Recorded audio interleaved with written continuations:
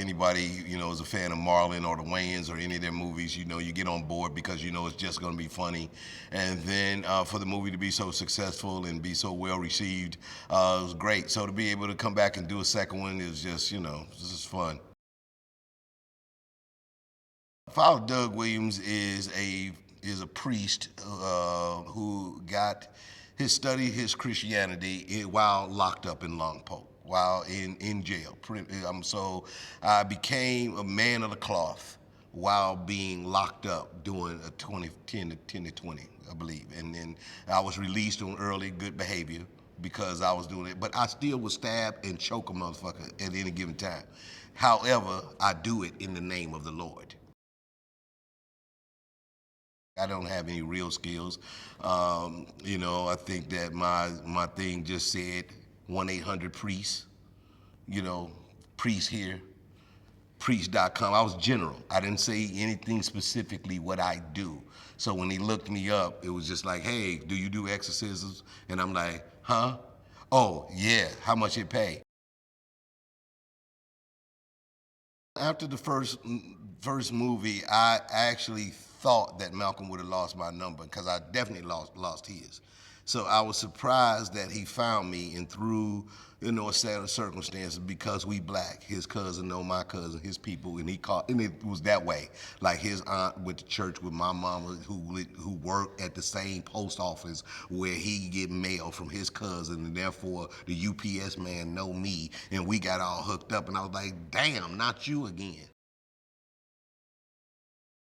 They want you to be free in this movie, like as an actor, like just let go and don't worry about your inhibitions. And so it's kind of, it's great. It's exhilarating to be like possessed because then you don't really have any responsibility for the things that come out of your mouth. And boy, do I say some stuff in this movie. And it's like, hey, I'm possessed. If you want to argue with me in NAACP, I was possessed, okay? If Al Sharpton got a problem with it, I was possessed, man. You wasn't dealing with me. You was dealing with a possessed person that was possessed between action and cut. He's a great actor and producer and writer. So usually the way he writes is he sets you up with great jokes in the begin with. So you come in and you see the palette and the canvas of what's kind of set up. And then as a producer, he has this, love of comedy. He has this trust of what your ability is and what you can do. And so it is very quickly one of these things like, give me what I wrote and then please just go to work. I don't care. Do what you want to with it. The canvas is yours.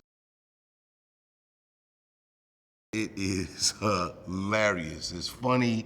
It is definitely beyond an extension of the first one. If you saw the first one, you'll love this movie just as well. It's funnier. It's a great premise.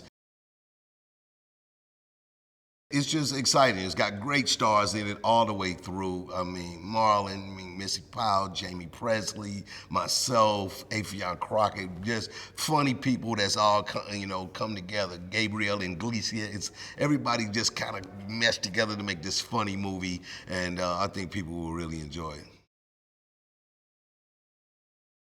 The way Father Williams prepares is usually that I get fresh.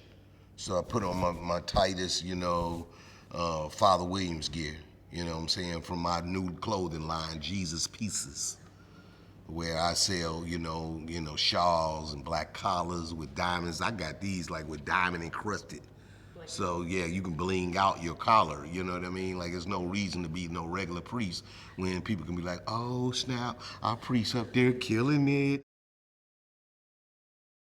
There ain't no way you gonna sell no demon if you ain't got a little gin up in you, you know what I mean? I mean, people, that ain't for everybody. People do different things. Me, I need a roll up a fat one. Yeah, ooh, yeah, shoot my gun, pop, pop, pop, pop, pop. Yep, like that.